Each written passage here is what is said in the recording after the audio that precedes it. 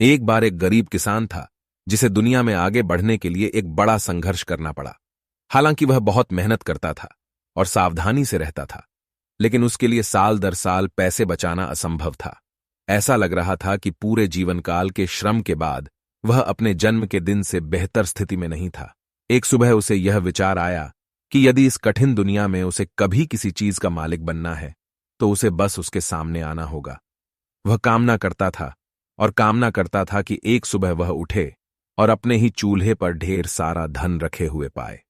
इस तरह उसे कोई संदेह नहीं होगा कि सौभाग्य उसके लिए ही था। जब वह खेतों में अपने दैनिक कार्यों को करने गया तो उसने इस बारे में सोचा।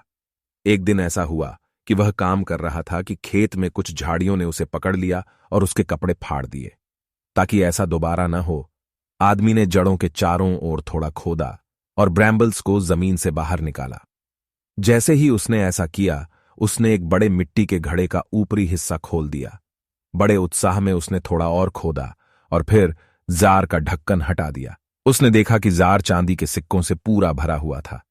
पहले तो वह प्रसन्न हुआ, लेकिन कुछ मिनटों के विचार के बाद उसने कहा, ओह, मैं अपने चूल्हे पर धन की कामना करता था, लेकिन इसके बजाय मुझे यह धन यहां खुले मैदान में मिला है, इसलिए मैं इसे नहीं लूंगा।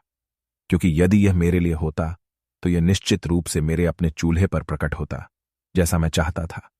इसलिए उस आदमी ने खजाना वहीं छोड़ दिया जहां उसे मिला था और घर चला गया। जब वह पहुंचा तो उसने अपनी पत्नी को अपनी खोज के बारे में बताया। वह स्त्री अपने पति की धन संपत्ति खेत में छोड़ देने की मूर्खता पर क्रोधित थी। जब उसका पति सोने के लिए लेट गया तो वह एक पड़ोसी के घर गई और उसे सारी बात बताई और कहा, मेरे बेवकूफ पति को खेतों में बहुत सारा पैसा मिला, लेकिन मूर्ख ने उसे घर लाने से मना कर दिया। जाओ और इसे अपने लिए ले आओ और मेरे साथ साझा करो।